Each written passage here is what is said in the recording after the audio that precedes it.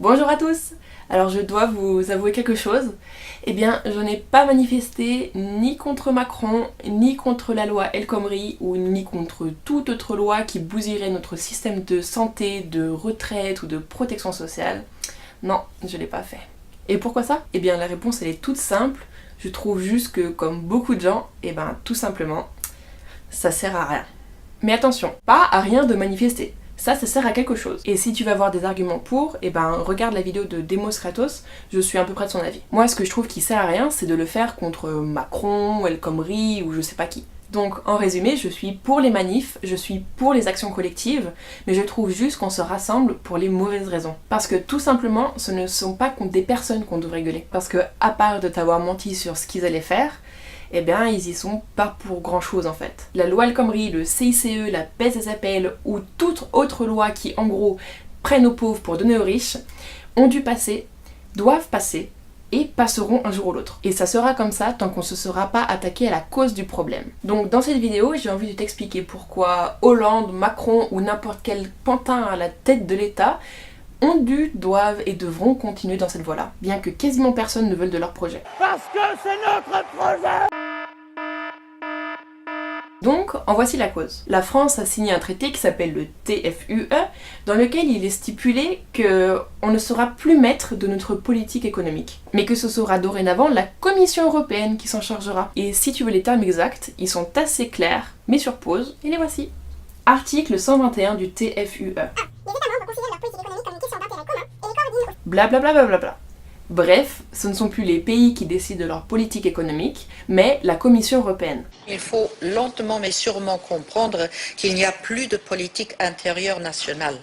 Il n'y a plus que des politiques européennes qui sont partagées dans une souveraineté commune. Elle donne des recommandations à chaque pays membre qui doivent les appliquer sans discuter sous peine d'amende. Donc le recommandation, c'est bien joli comme nom, mais moi j'appellerais ça plutôt des ordres, voire des menaces. Enfin, comme tu veux. Non mais regarde-moi ça. Vous pouvez émettre alors ce qu'on appelle ensuite une mise en demeure, si la recommandation n'a pas été suivie des faits, qui de nouveau demande aux États membres de converger vers des cibles budgétaires plus raisonnables.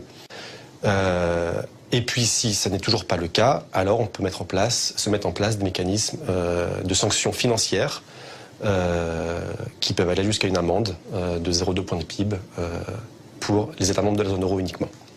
Pour la France, ça représenterait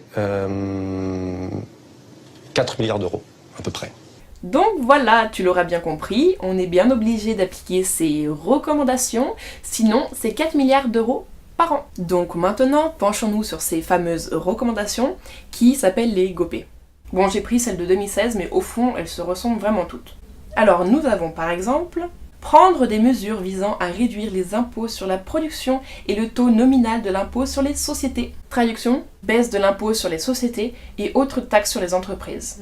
Ça fait pas penser au petit CICE par hasard. Réformer le droit du travail pour inciter davantage les employeurs à embaucher en contrat à durée indéterminée. Alors ça, c'est vraiment du novlangue. Leur contrat à durée indéterminée, ça n'a rien à voir avec notre CDI, rien du tout, non. Ça veut juste dire que tu ne sauras pas quand tu vas te faire virer. Ça peut être dans une semaine, demain, tu le sauras pas, c'est comme ça, t'es viré. Et combiné avec entreprendre une réforme du système d'assurance chômage afin d'en rétablir la viabilité budgétaire et d'encourager davantage le retour au travail. Ça veut dire en gros réduire les prestations chômage et réduire la durée des indemnisations. Et nous avons avec le précédent point, la loi El Khomri. Donc ces GOPÉ, c'est vraiment pas juste des recommandations, c'est bien du réel et ça s'applique directement à nous. Et je te laisse découvrir les GOPÉ de cette année qui dit en gros que certes, on a fait des efforts, mais qu'on n'est pas allé assez loin dans notre destruction de nos services publics, de notre service de santé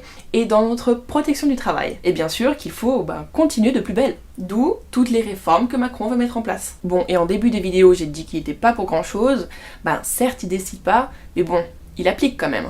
Mais donc voilà, je trouve que de manifester contre un ministre, un président ou un gouvernement, eh bien c'est complètement vain parce que de toute façon, ce n'est pas eux qui ont le pouvoir. C'est la fucking Commission européenne qui décide. Et soit dit en passant, la Commission européenne personne ne l'a élu. Tu peux regarder l'analyse de Y penser si tu veux. Donc, mon message est, si tu n'es pas d'accord avec les lois qui ont été passées et qui seront passées, c'est qu'au fond, tu n'es pas d'accord que ce soit la Commission européenne qui décide pour nous. Et si tu n'es pas d'accord avec ça, c'est que tu n'es pas d'accord avec le fameux article 121 du TFUE qui prive la France de tous les pouvoirs réellement importants. Donc, ce n'est pas contre Macron que tu dois manifester, parce que Macron, c'est juste la conséquence.